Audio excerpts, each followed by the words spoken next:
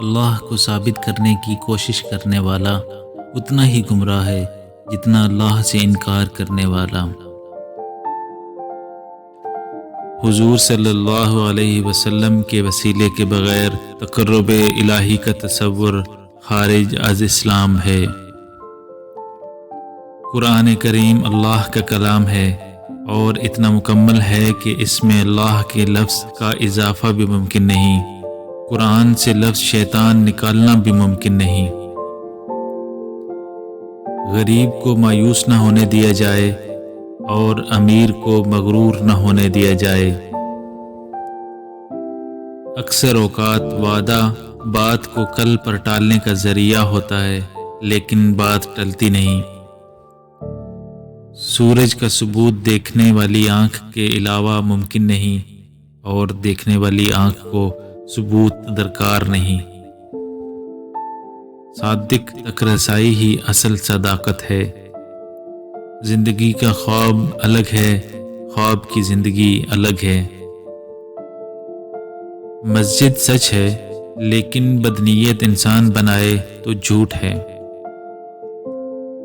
اگر وعدے کم کیے جائیں تو ان کے پورا ہونے کا قوی امکان ہوتا ہے۔ محبت کا مسافر راستے میں نفرت کا پڑاؤ نہیں پائے گا۔ جن لوگوں کو اپنی موت کا غم دے کر جانا ہے، ان کو زندگی میں کوئی خوشی تو دے جاؤ۔ اس دور میں گناہ نہ کرنے والے کو بھی ثواب ہے۔ محبت کی دنیا اور دنیا کی محبت اور شے ہے۔ رزق کے بارے میں تشویش رکھنا راہ طریقت کی بڑی رکاوٹ ہے۔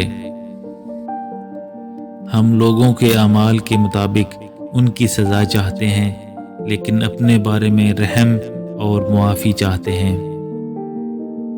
حضور صلی اللہ علیہ وسلم کی رات کی زندگی ابھی تک سیرت کی کتابوں میں نہیں ہے، اسی طرح ان کے پردہ فرمانے کے بعد کی زندگی بھی ان کتابوں میں نہیں آئی۔ کوئی مصنف یا مورخ ایسا نہیں ہوگا جو امام عالی مقام پر کتاب لکھے اور یہ خواہش کرے کہ امام حسین شہید نہ ہوتے۔ غم ہو یا خوشی، اللہ والوں کو یہ دونوں اللہ کے اور قریب لے جاتے ہیں۔ مقربین کے لیے تکلیف عنایت ہے اور غیر مقرب کے لیے ابتلا۔ محبت چاہتی ہے، نہ کہ مہربانی۔ اعظم کا ہر اسم اعظم ہوتا ہے۔ قرآن اللہ کا کلام ہے، سچ ہے، حق ہے۔ تفسیر انسان کی وضاحت ہے، ممکن ہے سچ نہ ہو۔ وعدہ حال میں مستقبل کے بارے میں کیا جاتا ہے، اور جب مستقبل حال بنتا ہے تو وعدہ کرنے والا حال ماضی بن چکا ہوتا ہے۔ صداقت کے اظہار کا ایک وقت ہوتا ہے اور ہر وقت کی ایک صداقت ہے۔ اللہ سے محبت حضور صلی اللہ علیہ وسلم کی اطاعت ہے۔ خوشی روح کا وہ مقام ہے جہاں آپ ہر چیز سے مطمئن ہو جائیں۔ آپ کا جذبہ ایمان آزمانے کے لیے کفر موجود ہے۔ مسلمان کے خلاف جہاد نہیں، فساد کرتا ہے۔ بڑی بڑی منزلوں کے مسافر چھوٹے چھوٹے جھگڑوں میں نہیں پڑتے۔ بعض اوقات ہم اپنے دنیاوی معاملات میں انا کو چھوڑ دیتے ہیں، لیکن حق کی راہ میں اپنی انا نہیں چھوڑتے۔ اگر کوئی آپ کو راستہ نہیں دیتا، آپ اسے راستہ دے دو۔ اسلام کے نفاذ کا بہترین طریقہ یہ ہے کہ اسلام کی تبلیغ بند کر دی جائے اور لوگوں سے ہمدردی کی جائے اور ان کی مدد کی جائے۔ ایک زمانے کا جھوٹ دوسرے زمانے کا سچ ہو سکتا ہے۔ اگر پیشانی میں شوق سجدہ پیدا ہو جائے تو سمجھو کہ اللہ قریب ہے۔ مرنے سے پہلے ایمان کا میسر آنا بہت بڑی بات ہے۔ معافی مانگنے والا بڑا دلیر ہوتا ہے۔ عاجز، گنہگار، مغرور عابد سے بدرجہ بہتر ہوتا ہے۔ یہ زمین کسی اور زمین کا آسمان ہے۔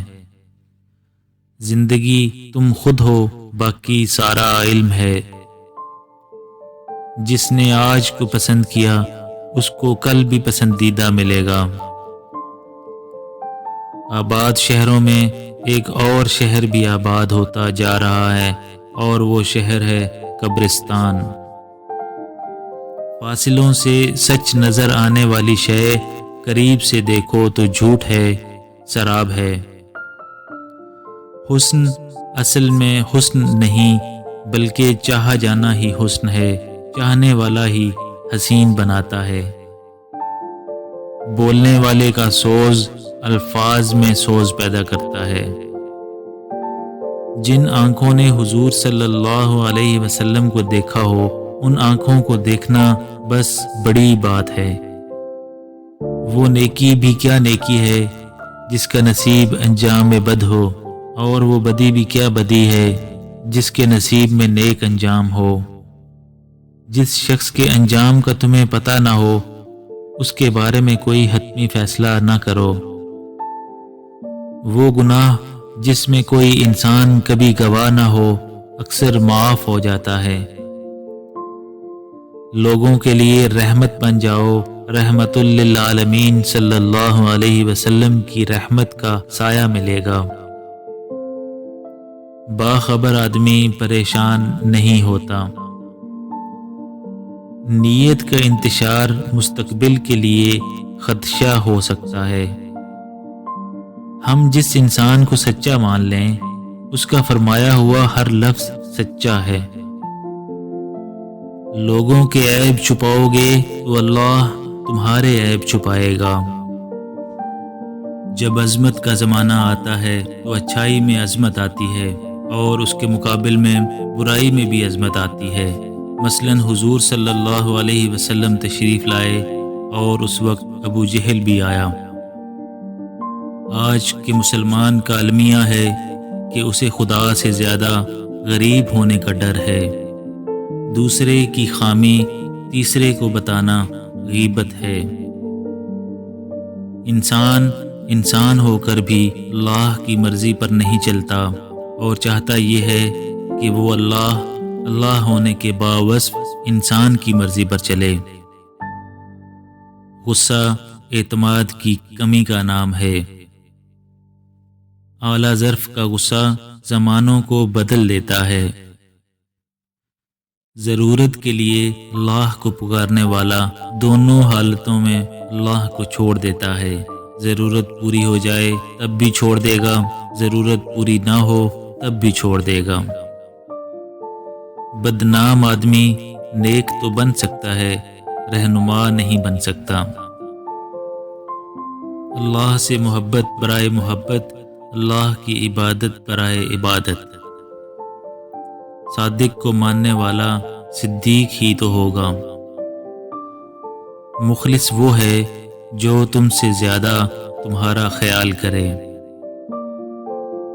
رزق صالح نہ ہو تو سکون قلب کا سوال ہی پیدا نہیں ہوتا۔ بیداری کی حقیقت سمجھ میں نہ آئے تو نیند کی حقیقت کیسے سمجھ میں آ سکتی ہے؟ شیر ایک طاقتور اور خون خوار درندہ ہے، خوف پیدا کرتا ہے، لیکن شیر کے پاؤں کا کانٹا نکالنے والے انسان کے سامنے شیر بھی سرنگوں ہو جاتا ہے۔ ننھے چراغ مل کر چراغاں بن جاتے ہیں۔ خوف موجود لمحے کا تو ہوتا ہی نہیں، صرف جانے والے یا آنے والے وقت کا ہوتا ہے۔ وہ المیہ جو ابھی رونما نہیں ہوا اور رونما ہو سکتا ہے، اندیشہ کہلاتا ہے۔ صرف خوف زدہ رہنے سے تو دشمن نہیں مرتے۔ موسم بدلنے کا وقت آ جائے تو وقت کا موسم بدل جاتا ہے۔ سقراط کا علم جاننے والا سقراط نہیں بن سکتا، اس لیے کہ سقراط کسی کتاب کو پڑھنے کے بعد سقراط نہیں بنا۔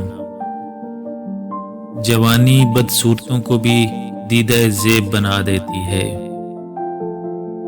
جس طرح مکھی شہد بناتی ہے اور جگنو روشنی رکھتا ہے، اسی طرح دانا انسان دانائی رکھتا ہے۔ دانائی کسی کوشش، علم یا عمل کا نتیجہ نہیں۔ اگر دنیا کی رونقوں میں میرے ہونے اور نہ ہونے سے کوئی فرق نہیں پڑتا تو مجھے رونقوں سے کیا حاصل؟ ظالم کا سب سے بڑا ظلم یہی ہے کہ وہ مظلوم کو ظلم سہنے اور ظلم میں رہنے کی تعلیم دے چکا ہوتا ہے۔ غریب کی بیماری امیر ڈاکٹر کے لیے نوید بہار ہے۔ آج کل روزگار تعلیم سے نہیں، تعلقات سے نصیب ہوتا ہے۔ مستقبل ایک خواب ہے جو محتاج تعبیر ہے، اور ماضی صرف ایک تصویر ہے۔ کسی شے سے اس کی فطرت کے خلاف کام لینا ظلم ہے۔ جس نے معاف کیا وہ معاف کر دیا جائے گا۔ پاکستان کو قائم رکھنے کے لیے اتنا اسلام کافی ہے جتنا قائد اعظم کے پاس تھا۔ ناپاک زندگی پاکیزہ خیال سے محروم رہتی ہے۔